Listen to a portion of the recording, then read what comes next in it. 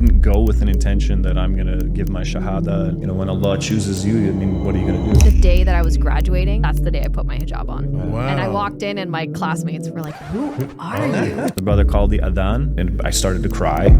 People have thrown cans and things like that. Like, take that thing off your head. Go back to your own country. When you think of a church, right? The old guy and he's leading the show. It was like a 18-year-old kid who's a hafiz of Quran, but he knew the book better than anybody else. And It was Jummah, and you gave the adhan. Wow. And my mom heard the adhan and asked my dad, who gave the adhan? That was beautiful. I've never heard anybody give the adhan like that. That's the boy that wants to marry your daughter, my dad said. Sana and Will Saleh didn't just build a following, they built a movement. With over 3 million followers and having raised $2 million for global causes, their content inspires, educates, and uplifts. we did a video where we poked fun at our cultural differences. So we're basically getting dressed to go to a wedding, and she comes out with her Pakistani clothes, I'm wearing a suit. And then we might go back, and then she comes out with white clothes, or like a dress, and then I come out, you know, in a thobe. And it blew up. They didn't want to associate with us And because that- I we mean- had too much. We're like, let's put all of our content on hold and let's just dedicate our platforms to talking about what's happening. Assalamu alaikum, everybody. I just want to thank everybody. We've, alhamdulillah, hit a milestone, 15,000 subscribers on YouTube. Inshallah, we're aiming for 20. With your support, inshallah, please press the subscribe button. Assalamu alaikum. Welcome to the Safi Bros podcast. Again, back in Malaysia. Another studio set up, alhamdulillah. We are so proud of the team packing up and setting this up. Wallahi, it takes hours getting this stuff done. But alhamdulillah, we've done it for you guys, and we have an amazing special guest. Allah subhanahu wa ta'ala bless them. Not bad intro, my big bro. Assalamu alaikum. man. Welcome to the Alaikum Safi Bros podcast. Walaikum Who are these salam. people, man? They sound interesting when you look at it like that. To us, it's just us. But Yeah. thank you guys so much for having us. We're Yes, subhanallah. connecting here in Malaysia, alhamdulillah. Alhamdulillah. We're So all, cool. super excited So to be take here. us back, guys. Family, How far? where he's from, backgrounds. Where How do did you we end up even in start? Canada? Where do we Well, start? Okay, so how did we end up in Canada? So my family came to Canada in 1761 Okay. from Londonderry, Northern Ireland. So still not indigenous for anybody that Oh, likes to wow. think that white people are indigenous to the North Americas. We're not. Yeah, so your family not quite as long, but Yeah. Where alhamdulillah. are you Yeah. from, sis?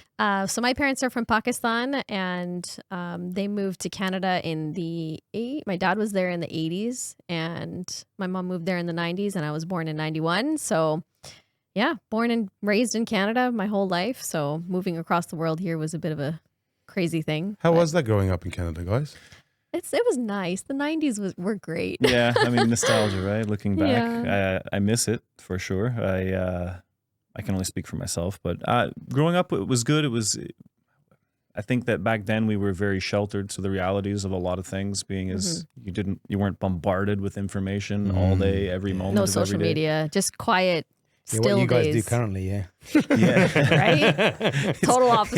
yeah. Our kids are definitely literally living in a different world Yeah. than what we grew up with. Akbar. Yeah, Canada was good. You know, prospectively, as you grow up, you look back and you notice a lot of things. At least from my perspective, growing up as a non-Muslim in a predominantly white environment, you know, you look back and you're like, oh wow, like Mhm. that was actually pretty racist, or that was actually pretty wrong, or like, but that was normal, right? So yeah, I mean, it's growing up. It is what it is. You know, you live and learn, and but So, beautiful. Did you overall. guys know each other at school? No. Mm-mm. How did we No. meet? I want to know that Tell us story. about No, that crossing I of the literally path. grew up in the I'm a same. little older. I grew up in the same house my entire life. So Wow. I was 1 year old when I moved there from a small little community, and I lived there until I got married. And then even when we got married, we left for maybe a month and came back and lived there up until our daughters were like, after we had 2 kids, basically, still stayed in the same So you house. lived at So in-laws. That's the whole. Oh, that's, He part of moved the, in. that's part of the journey, my They brother. converted you, bro. Literally. You know what? I mean, that's her dad, actually. I mean, we're kind of jumping around a little bit, but he's like, because in Pakistani culture, what is your guys' background? Lebanese. Lebanese. I was gonna say you're definitely Arab of some kind. Yeah. But I don't know how it is for you guys. But in Pakistani culture, it's like you get married, like you do the nikah, Yeah. but until you have the big celebration, she's not yours yet. Oh, wow. Yeah. Yeah. yeah. So So the nikah is pretty much an engagement. Kind of, Kind of. I Get to know each guess. other. Yeah. But hands off, buddy. Yeah, basically. That's what it was like. Till you have like the big shebang. Which we Oh, all know wow. Islamically, the nikah is all that is required. Yeah, Yeah. that's right? correct. So, yeah. It's a Not cultural not thing. for the wogs, mate. yeah. Because we don't have a girlfriend boyfriend situation. So Exactly. that's the exactly. window, as they say. Yeah. So were you Muslim before you knew each other? No. you take us through that so, journey? Yeah. So actually, so Sum it up in a nutshell. Yeah, because we long want to know how you got story. that Pakistani Yeah. sis that was never, allowed you to go stole one out. of our Sure. Yeah, sisters, correct. brother. For sure. Yeah. Correct. So I ended up moving. I grew up probably 40 minutes from where she grew up. When she says small town, extra small town, and I had moved to that town, and I was looking for a job. It's like I moved out of my parents' place, and I was on my own for the first time. How old? And 21 or 22. Wow. 21. I know I for a think. white guy living at home when you're 21, 22 is like. What? right. Don't they kick you out at 18? Like, isn't Yeah, that kind normally. of the Don't they charge you rent? They tried and I left. So you said 21, 22, you Yeah. left home and you Yeah. new town. Yeah, and I just started applying for jobs, and I just happened to walk past Future Shop, which is Did you guys have Future Shop? What's that? In your like a country? Best Buy. No. It's Yes, but Best $2 Buy? shop. Yeah. It's like an electronic store. Oh, We got TVs. Oh, and- we got like a Dick Smith kind of situation. Okay, All okay. electronics, yeah, So TVs this is, and this is like the biggest in Canada. So you had washers and dryers, computer okay. stuff, like the Like a whole Harvey tech- Norman. Yeah, yeah, Yeah, kind of essentially. like Harvey. Yeah, very similar. Yeah. And I just was walking past, and I thought, well, you know what, I'll just apply here. So I went in, and I got hired on the spot. And I always tell the story, and it's okay because I did a podcast before the GMC summit, and I laid it all out. So whatever I right. say here, it's already been said. No, that's okay. But I remember it was in October, and I walked in for training day with like a whole group of like seasonal employees, and then the light was coming through the windows, and then I saw her, and I was like, wow, that's amazing. And then I never spoke to her for 3 months. Wow. Were you in Hijab, sis? Mm-mm. Okay. Nope. That's all part of that. No, it's all story. part of the story. Yeah. Wow. Yeah. And so that's how it started. I got hired back as a seasonal or as a full-time employee. And then, we just met in the lunchroom randomly one day. I always give props to, Russell Peters, comedian. Yeah. So, Canadian. Canadian. Yeah. He was on the TV. She was in there alone. And then I sat down and he was making like brown jokes about growing up as an Indian.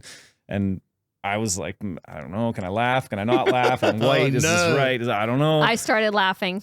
Basically, That's it. Russell Peters broke the ice. I Yep. laughed and he laughed. That bloody He's like, "Oh, are you Russell brown?" Peters. That's it, man. He caused the brown. fitna to begin with. Hey, and then that night, we just spoke like in her department or my department, forget what it was, but we just talked for 3 hours, and in that 3 hours, it was kind of a wild conversation because it flipped my belief or my understanding about Islam completely upside down because Oh, I had wow. never met a Muslim. There was no Muslim community where I grew up.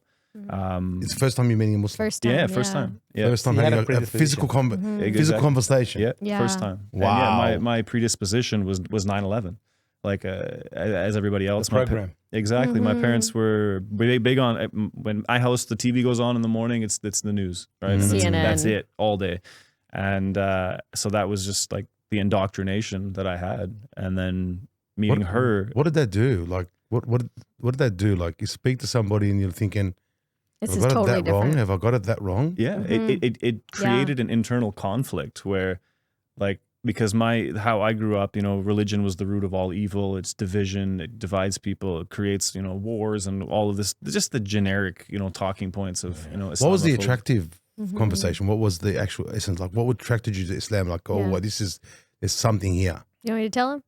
Yeah, well, I mean, initially. Besides the good looks here. Well, that's what I'm like. What attracted? So one of the biggest things that we talked about was I was a goody two shoes. So he grew up in an environment I where was a bad boy. partying and alcohol and drugs and all that kind of stuff were very prevalent. And I was like, Broken never homes ever been especially was a big near a point. party, never touched alcohol, never done drugs, like straight A student. Like he's like, what? That exists? It was just bizarre to him Oh, because wow. the culture was so different and the environment was so different. He's like, you were raised like that? How have you never been to a party? How have, like, just all these different questions. And then I just kept saying like, it's just part of my faith. Like I just Did you we believe just her? don't do it. So Well, Be honest. I had no reason not to, Okay. right? Because I mean, there was a bit of hesitation because it's, I mean, so what year that was? So it'd have been like 2009. almost 10 years since 9/11.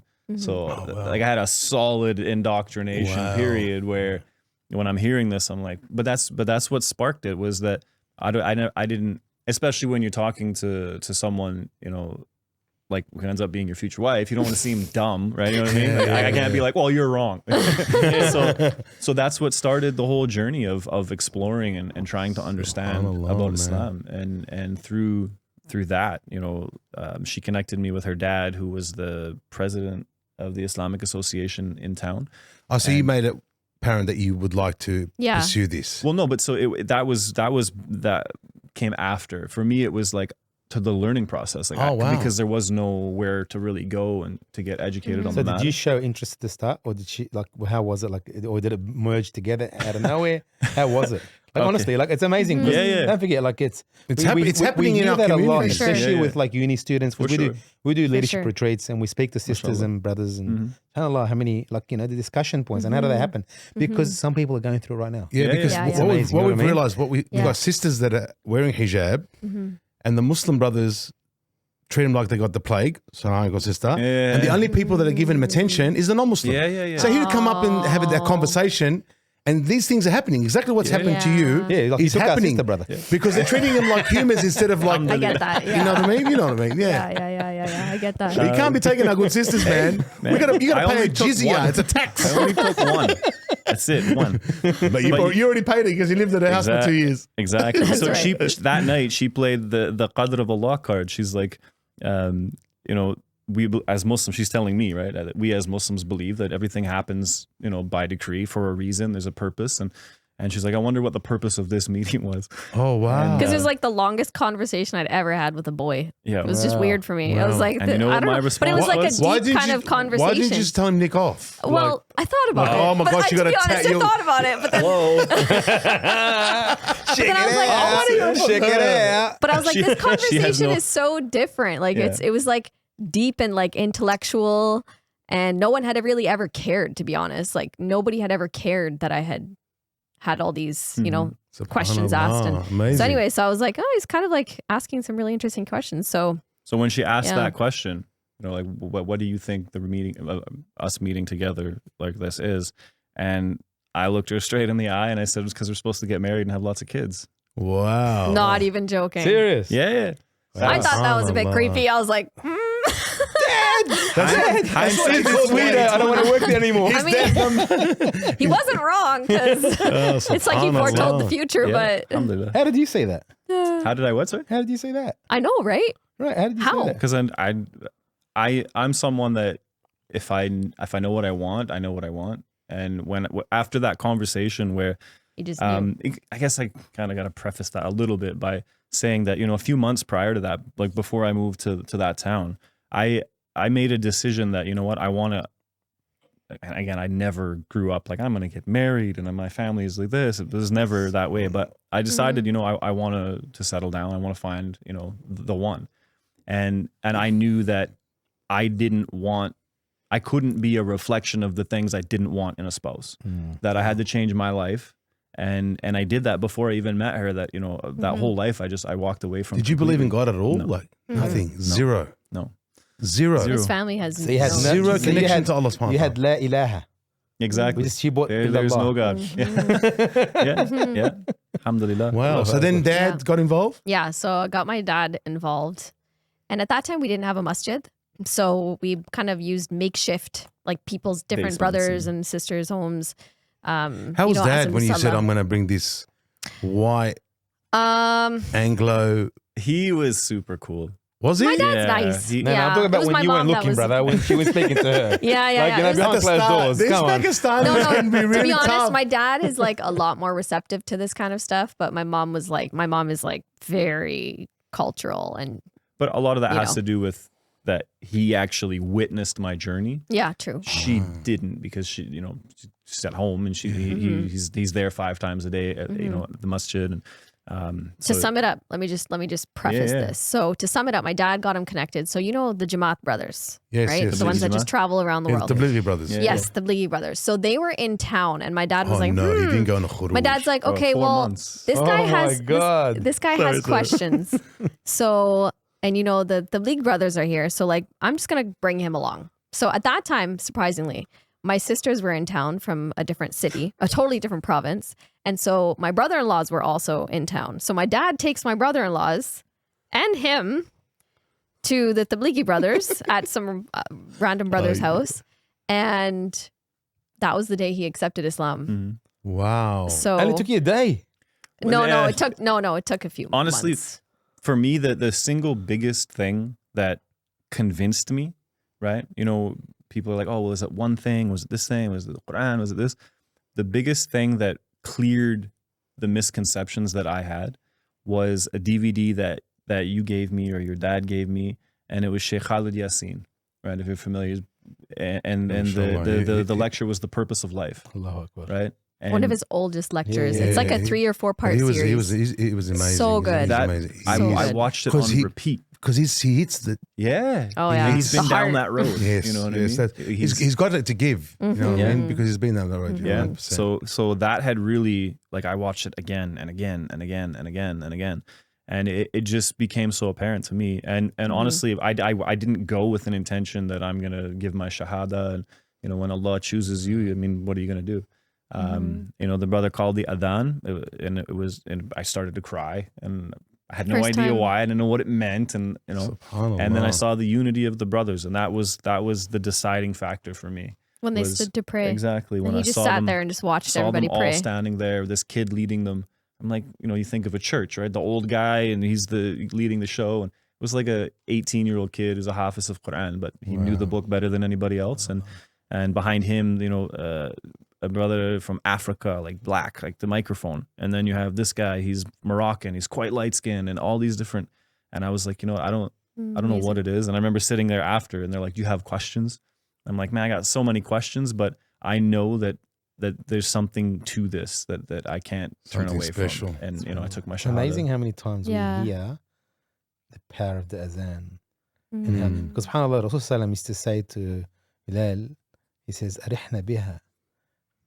You know, give us comfort with it. Or, you know, so subhanAllah, it gives comfort to the heart. Yeah. It does. The adhan does, you know what I mean? Yeah. Yeah, Amazing. We've heard it so many times from Mashallah. converts, you know what I mean? Aisha Prime, we had on a podcast.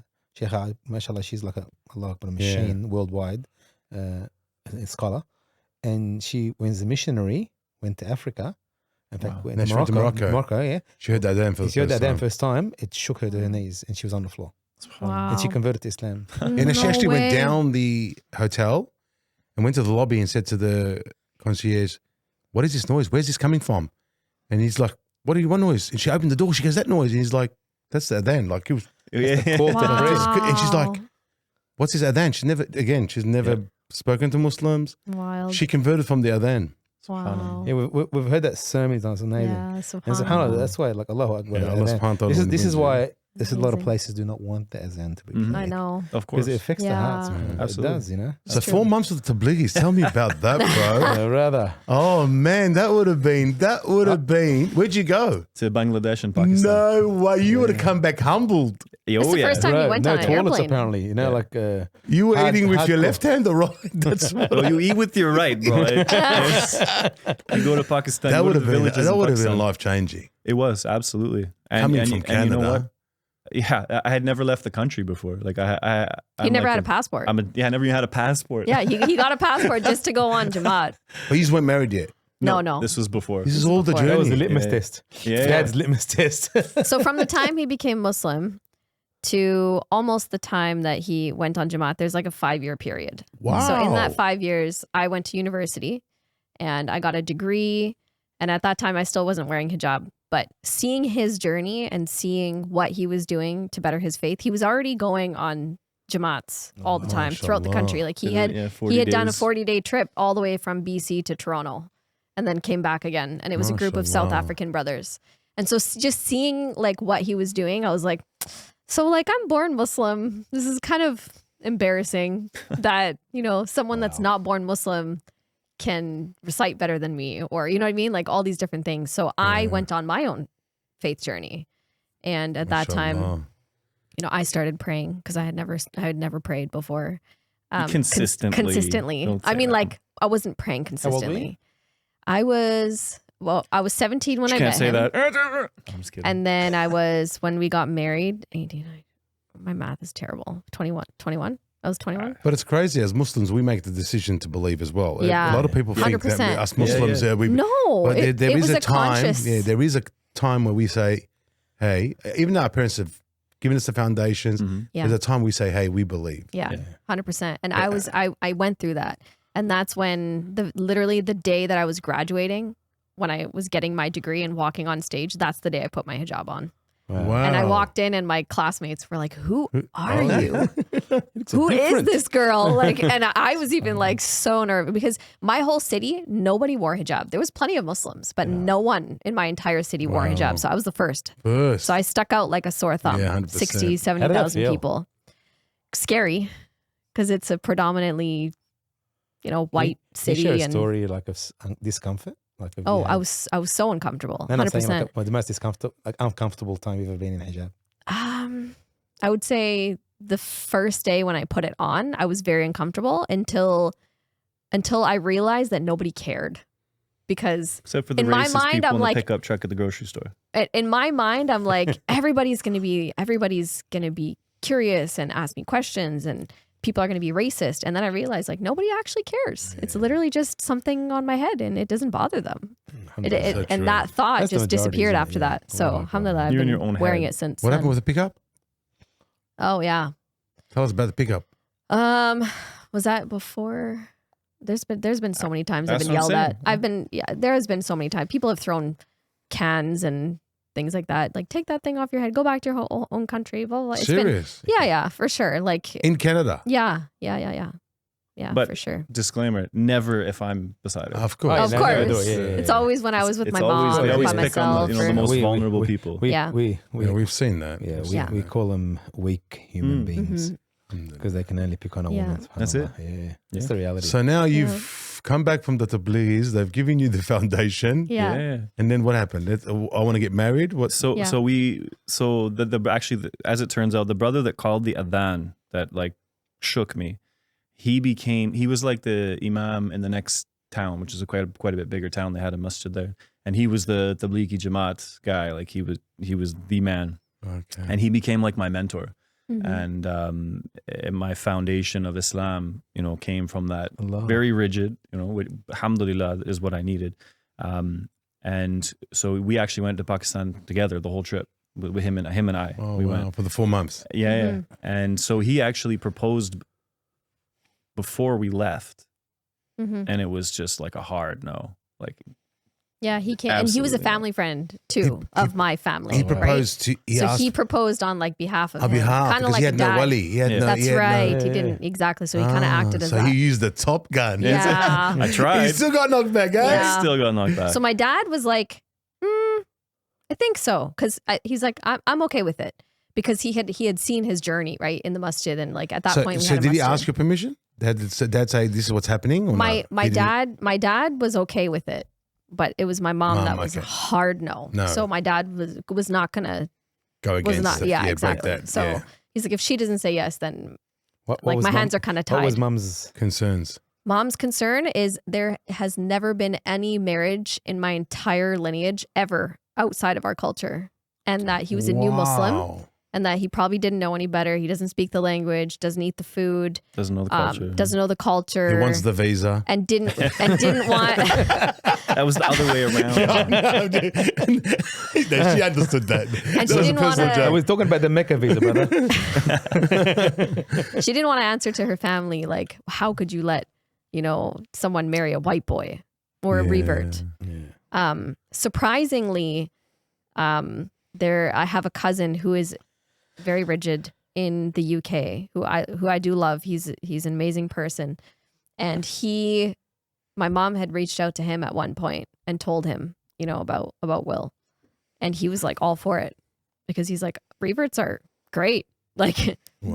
when they become Muslim, they're solid. Like he pretty much said that. He's like, Wow. if Like if he Mashallah. wants to get married to her, like he's not. Her fear, I think, was like he'll just marry and then just leave Islam. Like that's kind of the thought process I think she had. Yeah, 100%. She had that fear, like how would the kids be raised? How would all these different things. How many in So, the family?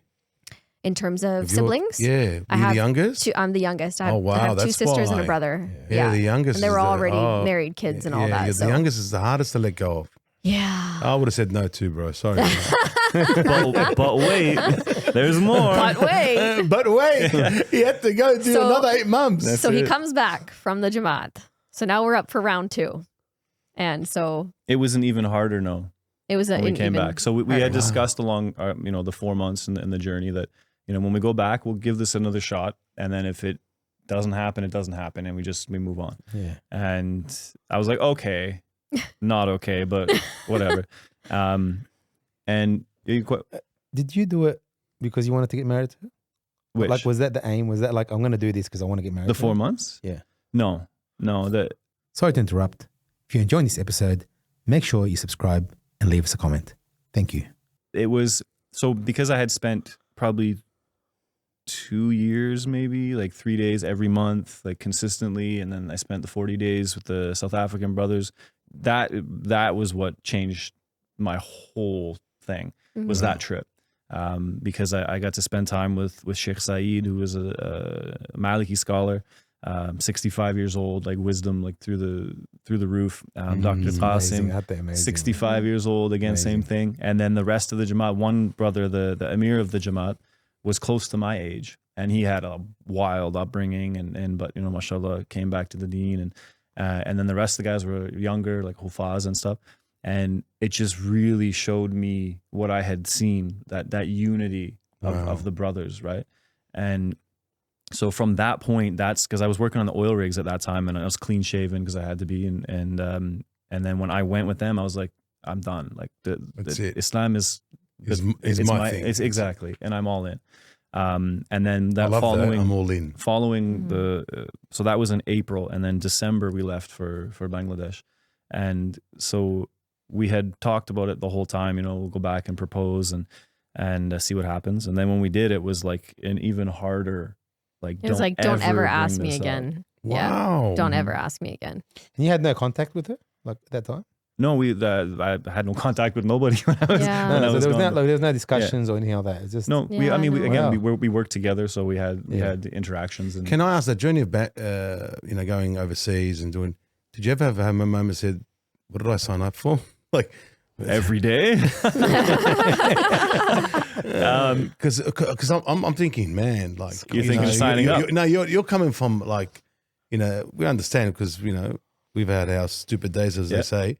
You're coming from that mentality, like, and this is like chalk and cheese. Yeah. I would just like to know, like, In the beginning, the first few days was a real Culture shock. right? Especially like when we landed in Bangladesh, and you know what it's like, man. Before we even land, seatbelts are off, things are Luggage open. is coming down. But then I walked through the plane. I was like, man, I didn't know because it's my first time on an airplane, but the plane was full of garbage, and I was like, this is so weird. Yeah. And then we got off the plane, and then if you've ever been to Dhaka Smog. in Bangladesh, that's what it looks like. It's this garbage everywhere, right? wow. It's one of at least then it was the most overpopulated city, and there's millions of people, and it's very poor, and so it was a big shock, Shock, right? yeah. And then the pollution was so bad. Like I literally grew up in the mountains in British Columbia. Like I don't even know what pollution was. Right? So like my throat's getting sore, and it was. Did you get sick? Oh, so sick. you got the bacteria. Yeah. Oh, all the All of them. bacterias. Yeah, They're like, it's actually That's what happens when How you come bad? from a sanitized society. yeah, exactly. Oh, it was bad. It was pretty bad. So when I was in Bangladesh, it's all connected about this whole thing. The reason we're here in Malaysia is because of being in Bangladesh, and I met a Malaysian brother who's was the president of the Cricket Association of Malaysia. He played in the World Cup in '86, the Cricket World Cup, and that's the year I was born. Not to date him or anything. But, so we hit it off like nobody's business because he's the only not Pakistani or Bengali, and I'm on the other side. So we were just like two peas in a pod. Best friend. Yeah, exactly. We had such an amazing time. So once we linked up, it was okay. Everything felt great. And but yeah, that the night before I flew to Pakistan, although actually there was a couple instances where I just slept outside my tent, and then my arms were like covered in bites, mosquito bites. So I had to go to the hospital, and they're like, "Oh, is it dengue?" And I remember them saying like, "We got to take blood," and I was like, "There's no way I'm letting a needle in my arm in this country. It's not happening. No, I'll die. No." So, SubhanAllah. but that night before we flew, a brother's parents from back home invited us in Dhaka, and I remember it was like I was so thirsty, man. They brought the juice jug, and I just like, Wow. and I'm like, oh, it's Tap water. And that night, man, phew, that was a rough night. Like it was, and I'm sleeping in a mosquito tent in a mosque, like on a floor. Oh, it was bad. Wow. But after that, alhamdulillah, the immune That would have system shaped you, man. That would have well, shaped it was you. solid. Yikes. So now you come back to nose, keep going. What happened? So alhamdulillah, man, you can plan, but Allah is the best of planners. 100%. Wallahi. I came back, I think just at the beginning or just before Ramadan that year. And the last 10 days I did itikaf in the masjid. And so during that Ramadan, her and her mom would come, for Taraweeh and everything. And so for whatever reason, she started to listen to like me giving lectures. And then okay. Backtrack. Okay. It was Jummah, and you gave the adhan. Oh, okay. That was the first thing. Oh, wow. And my mom heard the adhan, and I remember she went home and asked my dad, who gave the adhan? That was beautiful. I've never heard anybody give the adhan like that. That's the boy that wants to marry your daughter, my dad said. Oh, wow. She never even saw him. She doesn't even know what he didn't even know what he Oh, looked she like. doesn't know nothing. No, She's already got never her heard his pre. voice. Yeah. She's already thinks. So, Face oh my tattoos, God. probably, Yeah. piercings Bad and- boy. Yeah. She's watched the Bad Boy movie, So- so don't worry. Isn't it funny that he heard the adhan, became Muslim? My mom heard the adhan and accepted him. Changed La her. ilaha illallah. She went home and she opened the Quran and she read a verse, and it said something about like not judging before you know, or something along Wow. those. I don't know exactly which verse it was. And she directly reached out to him Without without her my knowledge. knowledge. Are you serious? I literally have goosebumps. Did you do the istikhara? Literally have goosebumps. 4 months worth, man. Of course. It was a those lot. mosquito bites. There was a lot of that. That's it, bro. That's it. So he reached out to her. No.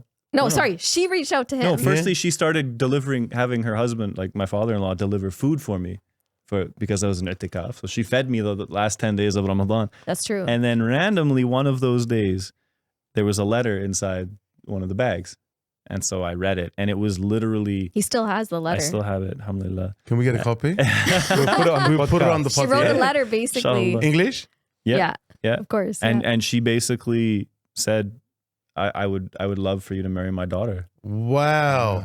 And I Where were you in all this? She had I actually had no idea. No No, idea. she didn't even tell me Wow. that this was happening. She gave you up, but she never even told you. So That is crazy. shocking. So that was in Ramadan, and So I went and met the family. So Eid On al-Fitr, Eid al-Fitr. because her sisters came and her brother-in-laws and stuff. And then we were married on the day of Arafah.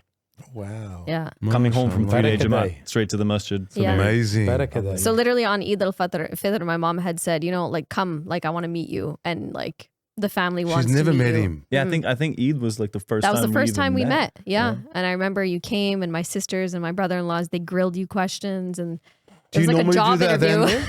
Sorry? Do you normally do that then there?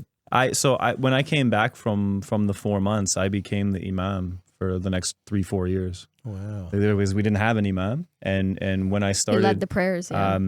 because crazy. they know, like, when you go and you're dedicated, you're working on your tajweed, you're memorizing as much as you can, and because me being, I guess, okay with speaking and whatever, I led the salah like once or twice, and then I remember Brother Khalid and your dad, they're like, whenever you're here, nobody else talks. Like, that's their words verbatim, was, if you're here, nobody leads the prayer and nobody gives the speeches, nothing. So then it just became like a common thing unofficially. Mm-hmm. And they would give talks to the school system or the school board. They would bring classes in. Christian churches would come, and Mm-hmm. Amazing. I'm just up there like, So how'd you end up in the house? So basically, Eid al-Fitr and Eid al-Adha were very close together that year. I think they were only 2 or 3 months apart because it was October. It's always the same. No. No, they were really close that year. What do you mean? When was Ramadan that year? It was the same. You mean like in the summer? Yeah, It was in the summer, right? And Yeah. then we got married in October. So it was like only a few months apart. October. It's So- 2-3 months. So Eid al-Adha, it was the day of Arafah. That was when we had our nikah. And then after we had our nikah, my dad was like, well, you might as well, we have a spare bedroom. You might as well just like move in. So he literally brought like a suitcase Where were you and living then before started that? living in the bedroom was, beside like, me. Right next to the masjid. So they lived. Yeah. Like, I think you guys were like the closest house. Yeah, we so were close. Yeah. We weren't far from each Mashallah. other. And So you then my accept dad it? and him would go to the Well, it was like- How did you accept that masjid one, and- man? Come on, you're Canadian, bro. You're Yeah. you're a bad boy. Like, Yeah. I'm going to go live in my in-laws. Yeah. You Alhamdulillah. become a lebo. Yeah. You know what? I because I was there all the time. I would go home and sleep, and then I go to work, and then I would come back home until So and I then was like, eat and dinner and all I was that. like, this is the weirdest arrangement Yeah. ever. But you know what? Yeah. Whatever. How long were you there for? Few years. No, Wow. we had the No, I went from wedding. the bedroom. We did the wedding thing, and then we moved into the suite downstairs. Oh, Yeah. mashallah. So and then we renovated the whole thing and made it our own. Amazing. Brought our Yeah. kids into the house. Two out of 3 Yeah. into the house. So take us through the journey. How did you end up online? What provoked this? What started this? Yeah. So So now after you're married. when did Yeah. you go to school? I've been a couple times. No. When did you go to school? 20, After Amina was born? 2015. No, the same year. Okay. So we had our first daughter in 2015. And then that year, literally my mom was like going through the newspaper one day and she was like, She also picked my career. she saw an ad for like aircraft engineers. And she's like, oh, you should go to this workshop to him. By the way, they're like best friends. Like they drink chai together like every day, like literally inseparable, like these two. Like all she needed was just to see him and get to know him. And that was, they Wow. clicked. Like they're the best of Same friends. with you. She says all the time, she's like, I love him more than you. I'm like, that's kind of weird. But It's because That's she had awesome. you. You had her yeah, your they're whole besties. life. I That's didn't. right. So anyway, so she saw this ad and she's like, I think you should like go and check this out. And you were like, oh, it was like a hard no at first. She's like, no, that's crazy. I could never do that. Anyway, we go to this workshop and he falls in love with this career path. So he starts going to school right around the time when we had our daughter, Amina, our first daughter. So he goes to school, he finishes like top of his class, gets his engineering certificate, structural engineer. So he's like taking apart planes and putting them back together again. And then we kept hearing the word contracting and they kept telling him, well, you know, if you buy your own tools, you can get hired anywhere in the country and they'll fly you out and, you know, they'll pay for you to be there. And so we're like, So we started applying for jobs and Toronto came up and we knew nobody in Ontario, nobody. We had no This idea. is a 6-hour flight from where we live. Oh, yeah, wow. it's So actually Canada's a Canada's big huge. place. Canada's huge. Yeah. So then he gets a call and it's like the dead of winter. And they're like, so we have a job for you, a contracting job, really good pay. Can you move out in like 3 weeks or 4 weeks No, it or was something? like it was next week. It was very soon. I Yeah. remember it was very soon. So we said to my parents, we're like my parents, obviously we'd lived in the same house my entire life. So this is kind of a big deal. My mom was like, okay, let's go. Like didn't even think twice because obviously she's going to go where her daughter and granddaughter were, right? At that time. Granddaughters. too. Sorry. Yeah. We had 2 kids at Oh, that they time. came with you. Yeah, so my parents came with us and then he started working there. And then pretty much the rest is history. He started working there in 2019 and then 2020 COVID hit. And actually no, that's when our whole life changed Mhm. because he was told when 2020 or when COVID had started that his job would not be compromised because, aircraft, everybody has to fly. So everyone's going to continue like working. And then literally nobody just a flew few after weeks that. later, all the flights are grounded and nobody's flying now. And so he lost his job. And at that point, I freaked out because my initial instinct is, oh my God, we've got 2 young kids. Our youngest was like 1.5. And we just moved across the country and left everything, brought all of our stuff here. And now you just lost the job that we moved here for. I wasn't working, right? Obviously, I was on mat leave. I just had a kid. So I remember Will's words and he was like, God didn't bring us this far to like abandon us. There's got to be some other plan. There's got to be something.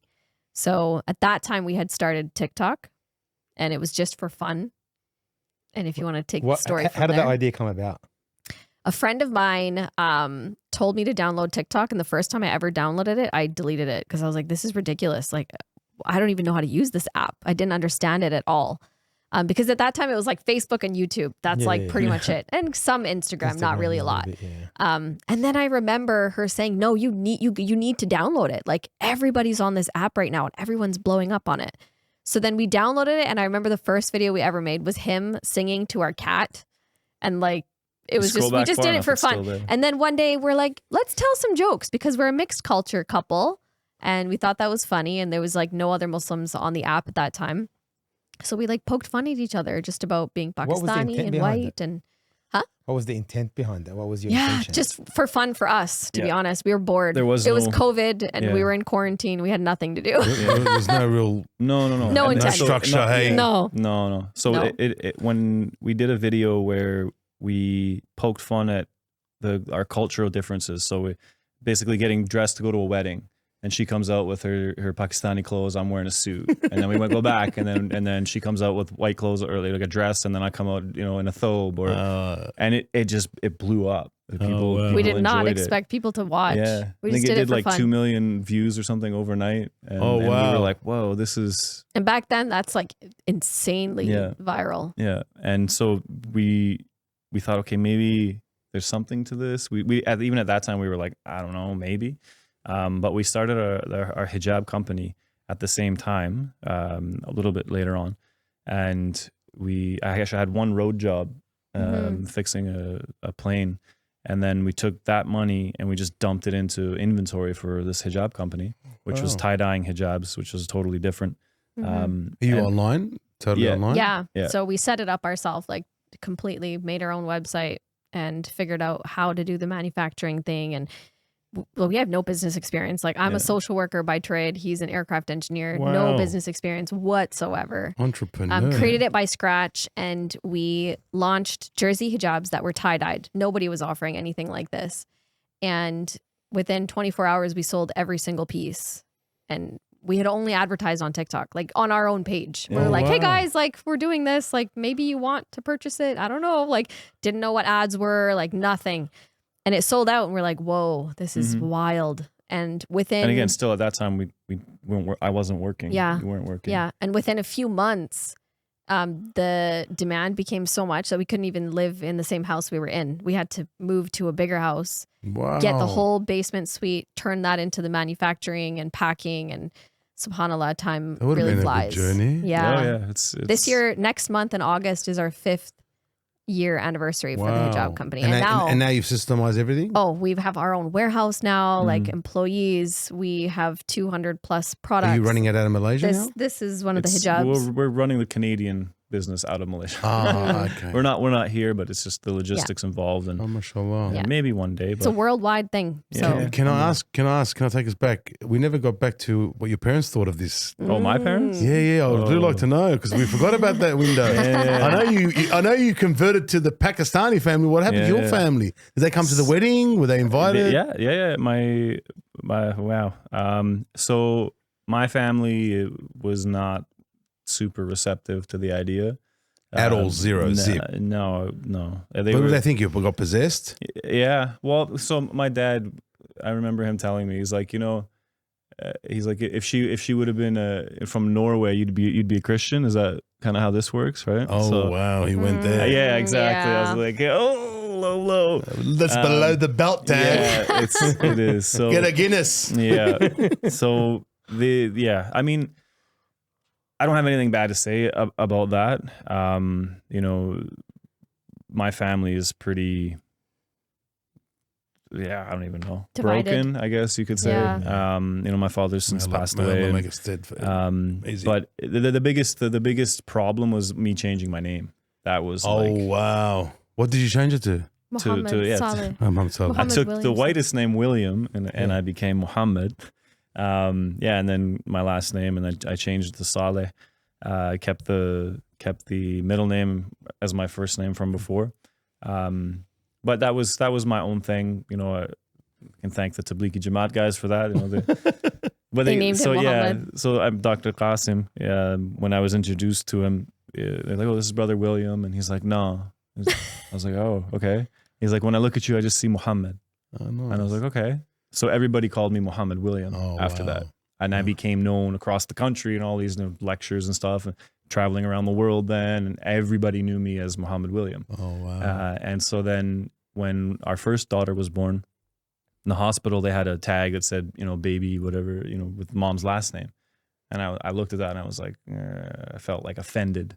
So I That we didn't decided, have the same last name. yeah, I decided at that point that, you know what, I'm just gonna change my name, SubhanAllah. and we're gonna start fresh, literally all together. Wow. And so I'm the last in my family lineage to carry on my name. Oh wow! Yeah. So it's a big deal. That's a yeah, big my deal. dad wasn't Last happy. boy, Wasn't last happy. child. How are they now? Still My not dad's happy? passed away. Oh.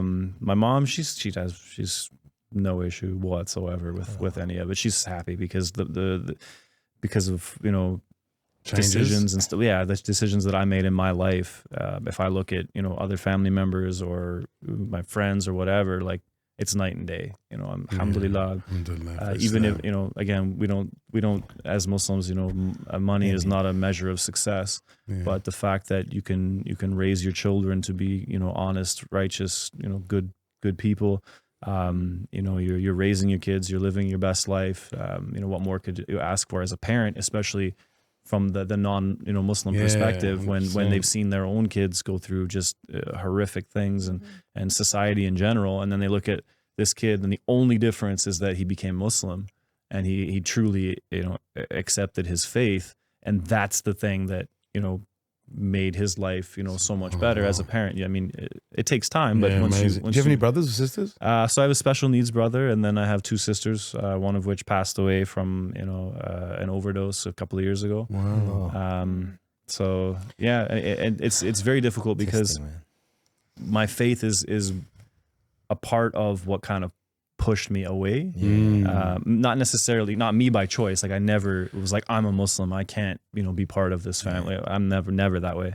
It was more the other side, like, oh, what did you do, right? Oh, you're better than us. Oh, and that became like a thing. SubhanAllah. And then over the years, we just became distant, and it was sad reality of the world. But yeah, Can you share with us, like again, pre-Islam, some dark moments in your life that, because undoubtedly these soul searching happens when we've had these real hard dark moments. And what would be the darkest moments you've had, like or pre-Islam talking about? SubhanAllah. you know what? Most of my dark moments, believe it or not, came after Islam. Wow. Right. And like with my sister passing away was just devastating to me, because as kids, we were super close. My brother-in-law committed suicide a couple of years before that. Wow. And then losing my dad. Like I grew up in an environment where broken homes are a normal thing. And children raised by the government or foster homes, it was a normal thing. And that, I think that was a part of why I made the decision later that I don't want I can't go to the bar to find a wife that's somehow going to be different than everything I've witnessed growing up, right? That I need to change that. But yeah, I think, and you know what, SubhanAllah, I mean, there's been many instances, but the darkest times of my life have also been the best, because I've been equipped with my faith that has carried me through all of those things, and God forbid had, a lot of these things happen prior to Islam. Allah knows how, Can you share that moment and how your faith pulled you out? for sure. For me, it's, I look at it all the time, and I look at that when Allah chooses you, I mean, you can, Allah, in many instances, will just lay the book open for you and say, here is the thing that's going to save you. Here's the thing that's going to change your life and make everything okay.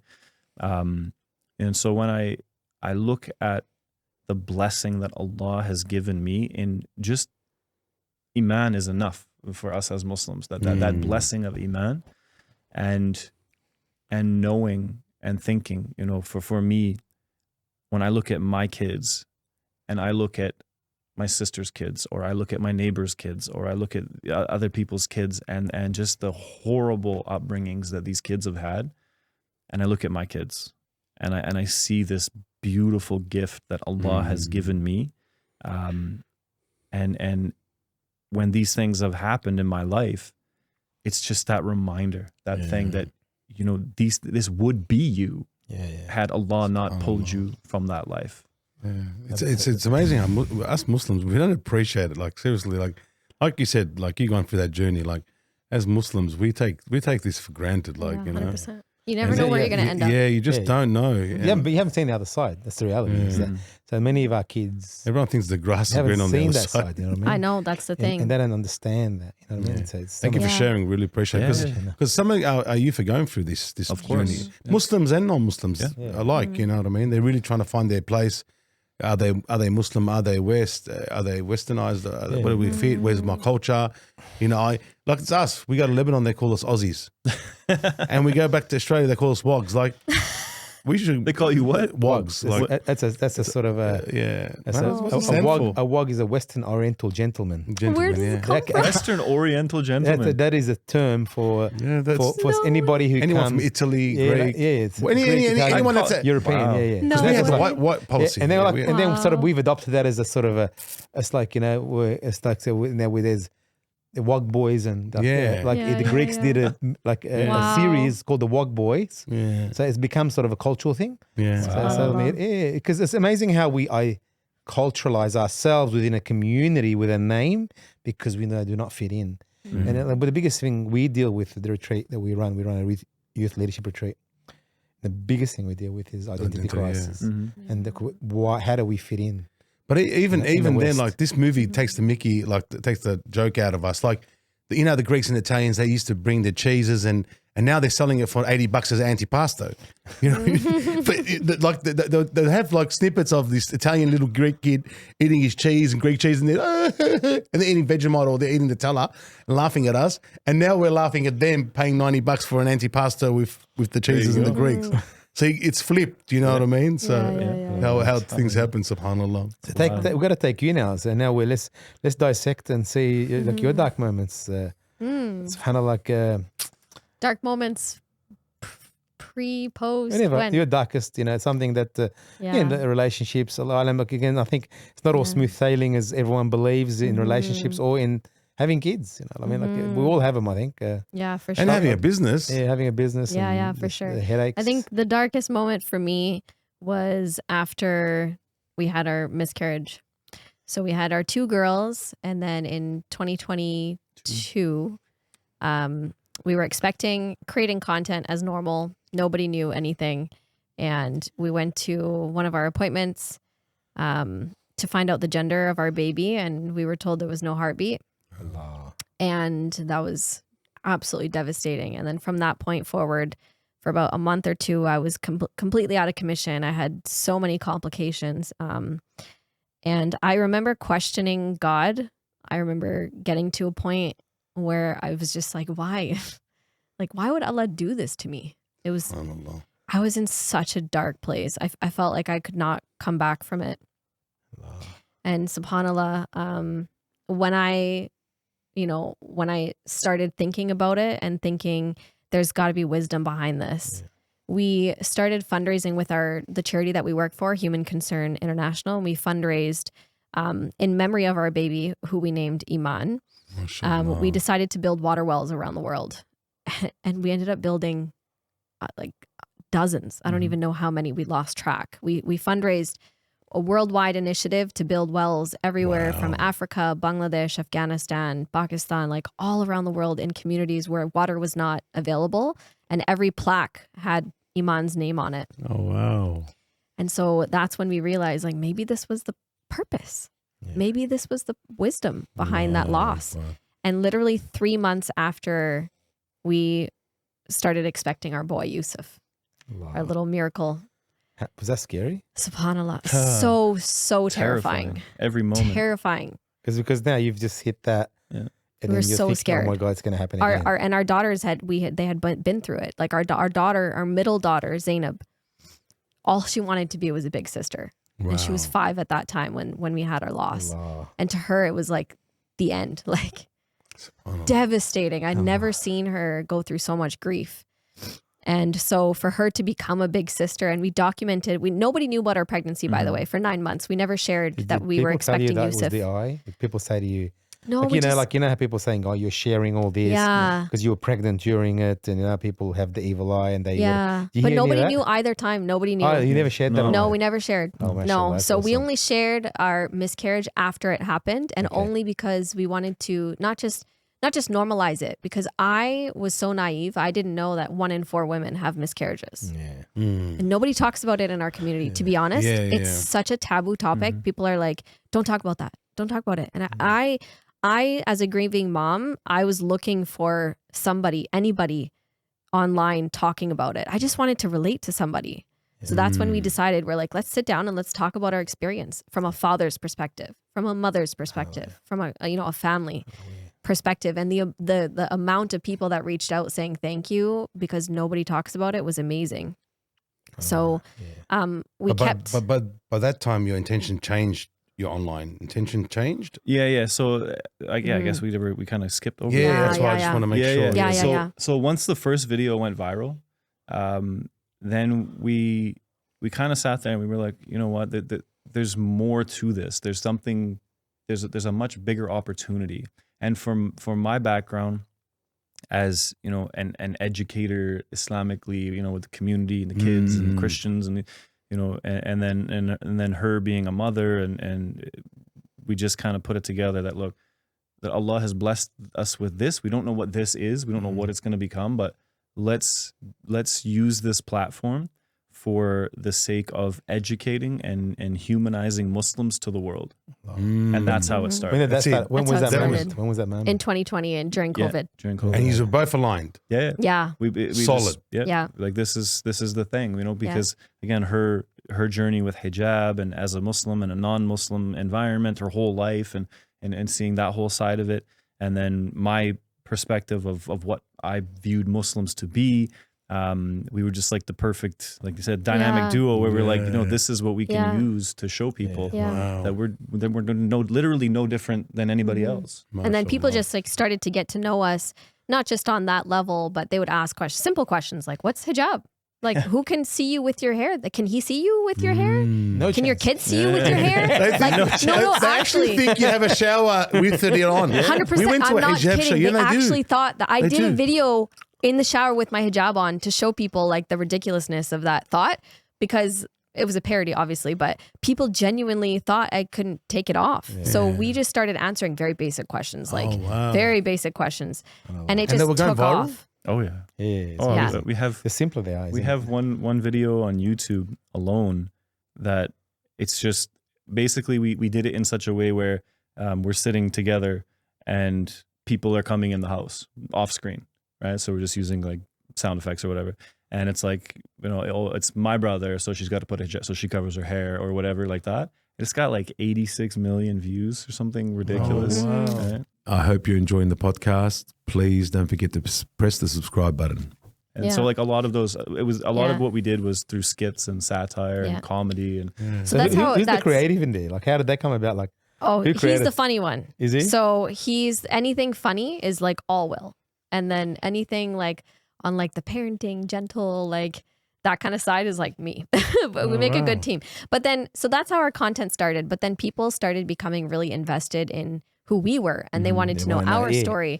How did he become Muslim? How did you wear hijab? How did you get married? That was like the number one thing, was like Nosy. our story. The nosies. So we started, so we started YouTube and started kind of sharing our family and our life. And then we realized like nobody else is doing it. Like nobody is showing their kids or family life or what it's like to be a Muslim family. And that's when people started becoming invested in just our story in general. So that's Did you find that tough, like sharing the family and the kids? And you know, especially, Yeah. you know, we come from a Muslim family. Keep it out of public life. What are you doing? You know, again, we won't go into mental illness because every time a mental illness situation happens with our family, it's something like possessed. He needs to go khurush for 3 weeks, come back. So, I know. like that decision to do that it's not easy. Yeah, No. for It's sure. not easy. Like, you know, Yeah, for sure. Did you just come together and make that decision? That it's okay. Yeah. It's going to be okay to put our kids up there. So, alhamdulillah, I think a lot of it has to do with a very close friend of ours. I've been friends with him for probably a better part of a decade, but you know, he's a great scholar, and he kind of had a similar journey as me. I mean, he was born to be nothing but, like, his dad was a great scholar, very well known and back in Toronto, and he was raised to be the imam. Like, he doesn't know much about the worldly stuff. Like, he'll ask me the very silly questions because he's never, it's just been madrasa, like, that's all. So he's, mashallah, a brilliant scholar, but very cultural, kind of rigid type of understanding. Right around the same time as me becoming a Muslim. And so we just kind of went, we crossed paths, became, you know, good friends, and then we just did this journey, and then we met back like COVID, and it was like, wow, like his progression as an imam, as a scholar, was so much in line with how I'd progressed and we'd progressed in our views. Wow.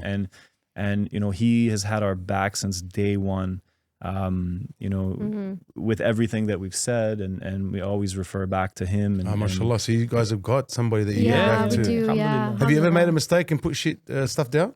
Oh yeah. Yeah. Well, Yeah. Not that it was a mistake, but No. because people, just the arguing and bickering Give between me a people. situation. okay, here's one.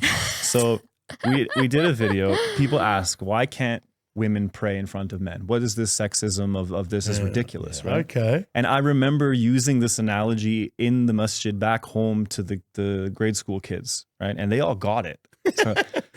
So we did a video where she's standing in front of me like we're praying, right? Oh, no. And then she bends over, completely off camera. Like, I didn't none of even- this is on it- camera, yeah, right? none She's of it just was on there, camera. and then she's gone. And then so I'm like, Oh no. I wasn't even on screen. I was Right. watching she was him. behind. Yeah, she wasn't even there, right? So I just, But and the perception that everybody people thought. got it. They're like, I get it. Like, it makes total sense, right? The Muslims had a heyday with it. They couldn't Oh, handle wow. disrespecting the salah, whatever.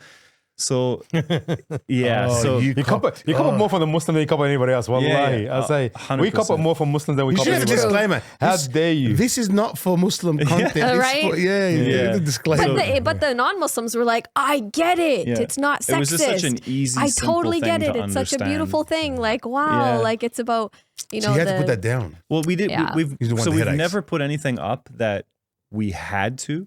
I had a brother reach out, Abu Mecca, brother Mu'min, and he's this, like, everybody calls him a Salafi, and he's an extremist, and mashallah, he's like a teddy bear. He's such a sweet guy.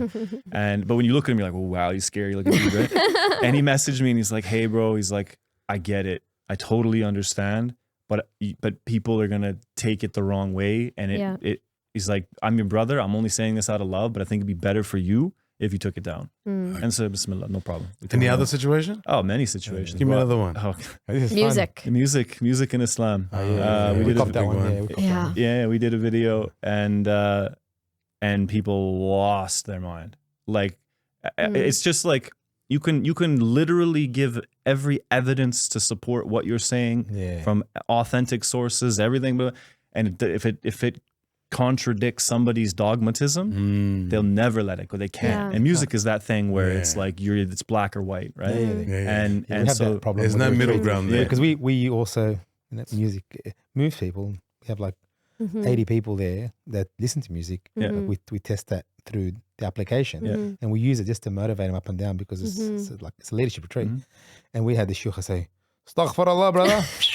And it's like, man, look at the data. They're listening. 80% of them listen to music. We're just using it in intermission just to give them a bit of energy. And it wasn't like, rock and roll or anything. It was just like, a bit of Motivation. SubhanAllah, it's just motivational stuff. Tony Yeah. Robbins kind of Yeah, motivation. Yeah. we copped it. We copped the Look. we copped the But, sister. but in the even, class. even look, we've had that growth as a community. I think even voting, like a decade of haram, and look, we're actually feeling the repercussions now. So again, it's maturity. It's For sure. It's growth. So that particular issue, it caused a lot of problems. I mean, there's so many things that if you care to look deep enough, you'll find evidences for anything. What about what are you doing? Putting your wife on the screen? We've gotten that plenty of times yeah. too. This is your butterfly. Yeah, for sure. And so if you think as a Muslim man that your daughters are going to grow up relating to these sheikhs online that are telling them that if your husband cheats on you, it's because you're fat and you need to get into shape. As some of them, I won't name names, but this is not me saying this. This is actually things that have been said by well-known imams. If we think that our daughters are going to grow up resonating with people like this, I mean, who are we kidding? Yeah, they're gonna go to the non-Muslim women. Exactly. They're gonna that's what they're gonna get, and they're gonna consume. So it's one of those. I don't want to even call it an evil. I think that social media in general is either, there's positive and there's negative. Yeah. Depends how you use it, like anything. But right? you guys are paving a way no one's done before. That's another problem. That- You got nothing to really, you know what I mean? Yeah, the benchmark. I mean, Alhamdulillah. Benchmark, yeah. Honestly, like the way that I think about it, and in terms of kids, especially, alhamdulillah, we homeschool our kids. So that's a big thing. Like we don't have to worry about safety and all that kind of stuff. But I think about my children, and if they turn on YouTube, who are they going to watch? All non-Muslims, because that's the only ones that are making family content. Do I want them to emulate them? Or would I rather that they watch our family content and other kids also do the same? Because there's millions of Muslim kids around the world that tune into our content because we're a Muslim family and we're the only ones doing it. But if there was way more Muslim families doing it, then we would never have to worry about them going to a non-Muslim family and emulating them. They're drinking, they're wearing bikinis, they're doing all these other things. Do you want those? You know what I mean? Like if we're just going to be hush hush and just be inner and just like put the curtain up and just pretend like we just live our lives, and it's going to have a really negative impact on our youth. It really is. We've noticed a lot of more families like starting to do what you guys are doing. Have you guys noticed that? Yeah. We've actually we were in Turkey last year doing a humanitarian trip, meeting kids that were in the hospital there from Gaza, and another family had come, been brought on board, and they were like so happy to meet us. We're like, man, you guys are the ones who inspired us to make this content and whatever. And I was like, well, that's a full circle moment. Yeah. But I just want to touch back on what you were saying. I think we as Muslims, we lose sight of a couple of things. One, that the Prophet Muhammad, peace be upon him, whether we accept the narrations, we don't accept the narrations, is the most recorded human being in history. Everything that he said, everything that he did, right? And Aisha, may Allah be pleased with her, narrated more hadith than for any other woman, but most other men, right? Yeah. So, but the things that she narrate, if you look at what she's saying, they're very like intimate things about, the Prophet ﷺ's private life and how he was dealing with his wife in private, and these issues and these things. And then we think, well, no, a woman can't speak about Islam. That's how dare you, or how dare you show what it is to be. very good. When we Very look good at our argument. tradition, Sheikh Nakram, what is his name? Dr. Nakram Adwi, I believe his name is. And I've butchered it, I'm sorry. But, he wrote a book categorizing, female scholars in Islamic history. And he gave up at like 6,000 or something, like huge number. He's like, Akram Nadwi is his name. Allah bless him.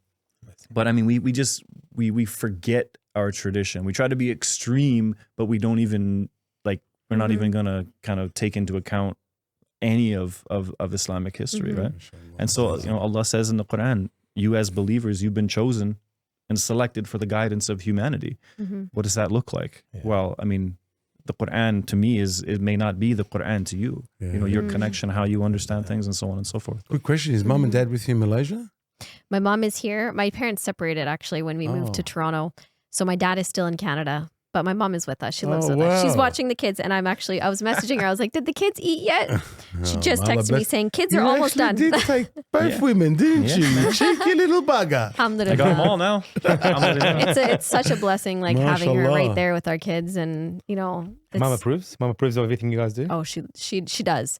In the Little beginning, hesitant in the beginning, she was definitely hesitant because again, I come from a very cultural Yeah, home. So for I can instance, imagine. to give you an idea of like the whole Ayn thing, my mom grew up and used to have migraines as a teen, and her family used to tell her, well, it's because you have long, beautiful hair. You just need to cut your hair off because everybody admires your hair and your headaches will go away. Wow. Because people are jealous. Wow. Literally, She cut her hair. her cousin came and cut her hair in the middle of the night. And my mom was devastated. Which didn't help and the guess what? migraines. The headaches never went away. Of course not. But So her cousin was happy. Yeah, but her cousin was so happy. So over the years, she's really understood where we're coming from. And now, subhanAllah, she's like one of our biggest supporters. Like, so, I mean, for her, she's really seen another side of life since he came into the picture. Like the non-cultural, real Islam, you know, that really tainted cultural kind of perspective of Islam is pretty much gone for her now. She gets it, you know? I want to ask a question. 5 points from a male perspective. What makes a good marriage? And then we'll go to female. From the male perspective. Yeah, what are your thoughts? Number 1. Yeah, you think about yours now, but How come we didn't see? She gets to think about it. our sisters comes, you know, we Mate, she butterflies, rejected you mate. 4 times, mate. You get the first choice. I think number one, I'm going to steal this because I know she's going to take it. No, she can't now. Yeah, It's too she late. can't, exactly. So we've always said this. This is maybe both of our point number ones because this is a duo thing. You know, we believe that our life is a triangle, right? Where I'm on one side, she's on the other, and Allah is at the top. And the closer you come to Allah, naturally, the closer you're going to come to each other. MashaAllah. But the further away from Allah you go, the further away you guys are going to be as a married couple. And we've seen that. I mean, time and time again. That, you know, when you have those amazing moments, whether they're triumphant moments or whether they're those dark moments, the closer you come to Allah, the closer that marriage is. I love that. We're not talking about the Masoni triangle, guys, okay? Let's get it right. Bermuda Triangle. Number 2, you have to be willing to listen. I think that's a huge part of failures in marriage is that we don't want to listen to each other. We don't want to listen to an alternate perspective. And I think as Muslims, we're so used to that I know, how dare you say that I'm wrong in what I believe. We like to argue. Let me call my sheikh. Yeah, exactly. Number 3 is more of an advice, but someone asked Imam Ahmed rahimahullah about how, you know, you've been married for 40 years and you guys have never fought. He's like, how is that even possible?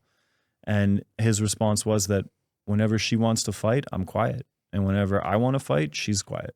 That it just dissolves the argument. You put the water on that fire. Exactly. So that would be number 3 is just, if somebody wants to fight, just the other person should be quiet. It's the hardest part. You know, that's why Allah tells us and the Prophet ﷺ tells us, hold your tongue. If you're angry, hold your tongue. Number 4, I would say compassion. I would say that we tend to leave out a lot of compassion. We don't empathize with each other enough and put ourselves in their position. Yeah. You know, as a mother, as, you know, a daughter, as a wife, and the pressures that are put on her, we need. Sometimes we give it to others. Yeah. Without realizing. Yeah.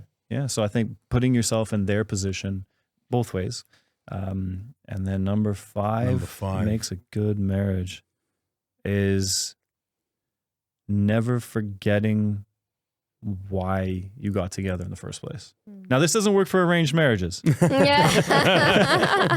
but You were far from arranged, my friend. Exactly. You were arranged because Allah subhanahu Alhamdulillah. wa ta'ala was working. Yeah. No and doubt. you know what? And Absolutely. if we truly understand that the qadr of Allah, what is destined for you was already written for you. mashallah. And when you truly embody that and you say that whatever difficulties this person has, I have my own issues, but Allah chose them for me. 100%. And they chose me.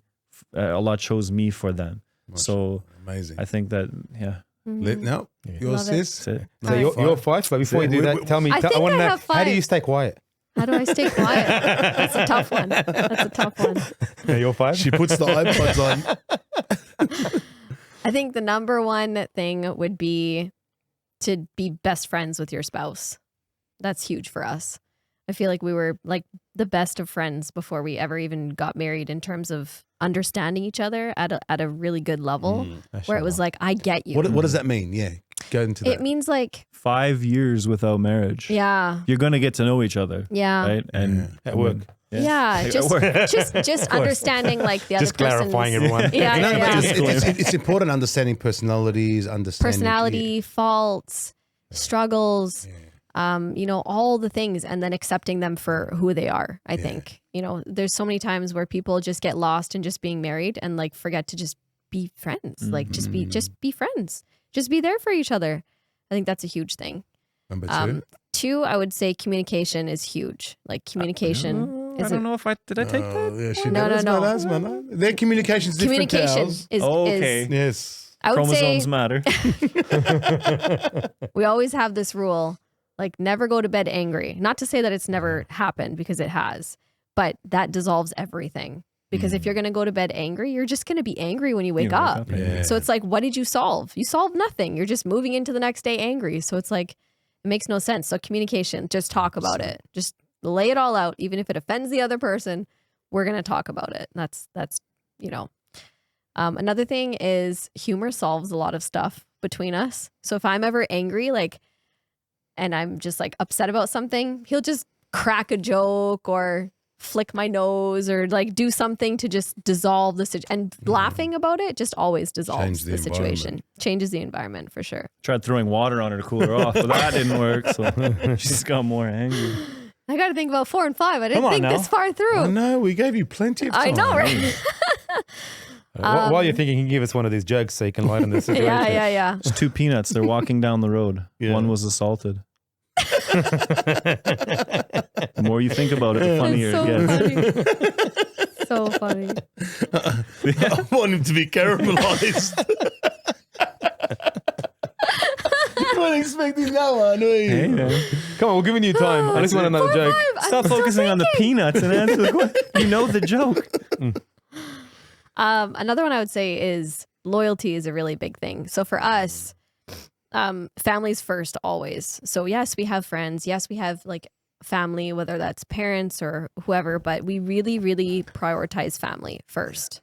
So our spouses and our kids always come first, whatever that is, whatever that looks like, whether that's attending their programs or, you know, prioritizing meetings or, you know, bedtime routines, whatever it is, family first. But what she means You by know? we have friends is I have friends who are husbands of her friends. Of my friends. Yeah. That, That's good. Yeah. I know that Good, feeling. good point for number 5. Yes, I know Yeah, that yeah, very yeah. well. Make sure your friends are her Me too. friends. basically. I'm a me too on that one. But let's go back to how did you end up in Malaysia? What possessed you to come to KL, Malaysia? So that was the Bangladesh trip where I met brother Iqbal, and The Malaysian brother. yeah, Yes, and then yes, yes. and then we Alhamdulillah, how things we work went, out. Yeah, we went Yeah. home, and then we When we got married. I don't know if we get married or we had No, planned before. we got married, and then we were looking at Which honeymoon married did we get? destinations. The one This where we is- could actually be this is- married, or yeah, the one where we were pretend actually marriage married. is the yeah. actual marriage. And we were deciding, we're like, okay, where do we go for a honeymoon? Like traditionally in Canada, everyone goes to Mexico or Bahamas. And I'm looking at all these resorts, and then I look at Will, I'm like, it's gonna be really cringe, like lots of alcohol and like bikinis and like what am I gonna do there? Like it's gonna be just weird. So then he's having this conversation with brother Iqbal, and Iqbal's like, why don't you come to Malaysia? And I'm like, where's Malaysia?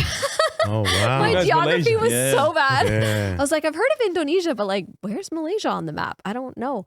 And then we did some research. We booked some tickets and we came. And this is Wow. a decade ago That was your honeymoon. for our honeymoon. Came here for Where'd you go? First Did you go to We did Langkawi. We went to Kuching. Oh, so We you did it all, And huh? KL. But my Different friend, times then too, wasn't it? Mhm. well, no kids and everything was more Yeah. chill. The world was Yeah. more It chill. was cheaper too. Yeah, yeah. Did you go to Oh my God, Penang? it was cheaper. No, No. we didn't go to We Penang. used to come here But we spent every almost year. 2 weeks, I Wow. think, Oh, here. wow. Yeah, You would every have year for loved like it. 10 Yeah. years straight. We loved it so much that when we got on the plane to go back to Canada, we looked at each other and we're like, we need to move here. Mhm. Like, well, let's Wow. make it a life goal to move here.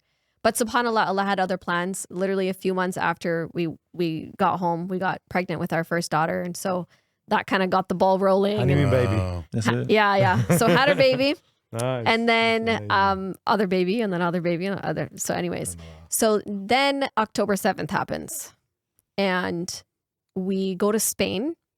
And after we go to Spain, we're noticing that all the different content creators online, all the Muslim content creators are really silent.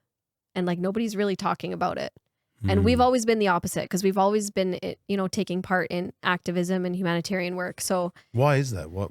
we The noticed it was silence part or because the- No, why? Why you talk? Why talk? Why not be? Yeah. Why not be the Muslim that says, okay, Better in their ear than not in their ear. So the thing is at that time, we were represented by one of the biggest talent agencies in Canada. And so we had a lot of brand deals in the pipeline, big brands, huge brands that you can walk into a mall and you'll see the stores. Wow. So other content creators were kind of, and I'm speaking out of what I've observed, they were kind of prioritizing the brand deals versus talking about what was happening. So in Spain, we literally sat down and we had a conversation, and we had a hard, tough conversation. And we're like, let's put all of our content on hold. Let's stop all the humor stuff.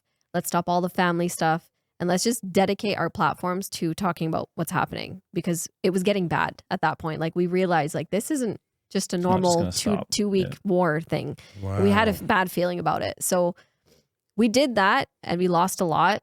You know, our talent agency dropped us. Every brand deal we had in the pipeline, they were like, we don't want to take part Book in deal. anything. Yeah, we Yeah. were supposed to write a book. That fell through. Yeah. Lots of things like that. When you made that decision, did you know what was going to Yeah, take place? You 100%. gut feel? We did. We knew. We We talked knew it was a about risk. Yeah. We said that, money What be it is. damned, it's not worth standing before Allah. And he says that, hey, Mhm. you remember you were trying to figure out why I gave you that platform? Well, that was it. And look what you did with it. Yeah. And so we just said, again, it's one of those things where Crazy. one door closes, another one opens. Yeah. And we knew that, and we came back and Yeah. we got dropped. Yeah. Book deal gone, Yeah. brand So deals. these brands were all in Canada? Yeah. Mhm. Can't name them, but Yeah, some can't of name the them. That's big okay, ones, yeah. but So I then, understand. we So- had sorry, I didn't interrupt, but there was one brand that we were working with. We had filmed all the content and we were ready to post, but we had just gone to Spain, and then October 7th we're like, this is not a good time. Like, if you want good traction, just Wait a few maybe weeks. wait and see what happens here. And obviously it never At that time, how many followers did you have? Well, this is only 2 2 years million? ago. So yeah, 2 million? Yeah, So predominantly that 2 million was a Muslim audience? our No, we audience have is such a so mix. diverse. So that's I why, mean, that's why Very you were very diverse. attractive. Yeah, Yeah. exactly. So, we just made that decision that we're not, Mhm. and the brand is like, we'll pay you, just don't post anything. Like, so they literally paid us for nothing. Like, Are you Yeah, they serious? didn't want to associate with us And that- because I we mean- had too much Palestine on our pages. Oh, yeah. yeah. Too much. Oh, So anyway, we were kind of a liability at Subhanallah. that point. And then we realized everybody in Canada, even our banks that we deposit money in, we really, like, everything was being uncovered, right? All the boycotting, like, all this stuff came out, like, this bank supports and this, sends this much money to Israel, and this bank, and like the government, this, and all this stuff started coming out. And we just got really uncomfortable with it. And so then the Malaysia topic came up, because we were like, this is something we thought about 10 years ago. We never had the conversation, but from the time we had our honeymoon until October 7th, like, no conversation about moving to Malaysia, like, ever. Not part of the books. Always been a hope. It was a hope, It was never but like not we're a gonna not do a this, thing right? No like, well, plan. let's do it. So we literally booked basically a one-way ticket out this way last year, and we came with our kids, and we're like, we're just gonna show them around, see if they like it, and if they would move here, because we thought about it. We're like, Malaysia has all the positive. It's pro-Palestine. You don't have to worry about Israelis coming in. You don't have to worry about all the brands and all the things, and Muslim environment, and just so many pros. So we came last year, we spent a few months here, and by the end of the trip, we were already looking at houses, like where to live. Wow. So subhanAllah, Allah went back is home, That's a big call, man. packed everything up, shipped it by boat, and Wow. here we are. It's now been 9 months. Yeah. Made hijrah, MashaAllah, and with the intention that we were doing it for the sake of Allah, and like with the intention that this is going to be like our permanent place now. Allah Wow. bless you, and inshallah So, use you for it's a only big- khair, That's big step. amazing. and to, inshallah, we'll give When are the we going to voice, the Khuruj voiceless. again, bro? Hey man, I've done my 4 months. Have you? Once in a lifetime. 4 I'm going to bring months, those bro. salted nuts. I really want to ask about the fame. Yeah. Mashallah, like, you can see your content, and we've seen some of your content, mashallah, and it hasn't changed you. And we've seen a lot of brothers and sisters, Muslims and non-Muslims alike, change. Mhm. Fame's the game, playing the game. How did it not affect you? Like, and what was grounding you guys? Because when people, because Imam Ghazali says, Mhm. fame is a tax on my iman. Mm. Mhm. And people recognize you, and they start feeling, oh wow, look Yeah. at me. Mhm. And how did you do that? And just some advice on that. Yeah. But mashallah, you can see because we met you guys at the summit, Yeah. and we noticed, mashallah, you're very grounded, and you know, you To be frank, we always tell people that we're no different. We're no different than anybody else. The only difference is we're just documenting our life. That's it. We're the same as everybody else, but we're just documenting our life, and people are following along, like a TV show. Yeah. That's how I think about it. Like, and it's beautiful. We've been to every corner in the world. We've been, you know, doing tawaf around the Kaaba. People recognized us. We're in Aqsa. People recognized us. We're in all these different countries around the world. In Spain, and people are like, oh, Saleh family. I know, it's wild, literally wild. Yeah. SubhanAllah, people are tuning in from everywhere. But that just reminder to ourselves first and foremost is it doesn't matter like how many views you have, how many followers you have. Like at the end of the day, we're the same as everybody else. Yeah. We're just documenting our life. It's amana as well too. Yeah. Look, there's For sure. Like, Yes. I commend you on obviously it's hard standing up for truth and going against the, as they say, the tyrant, Yeah. the pharaoh of our times. You know what I mean? It's hard. Yeah. There's no is. doubt. For sure.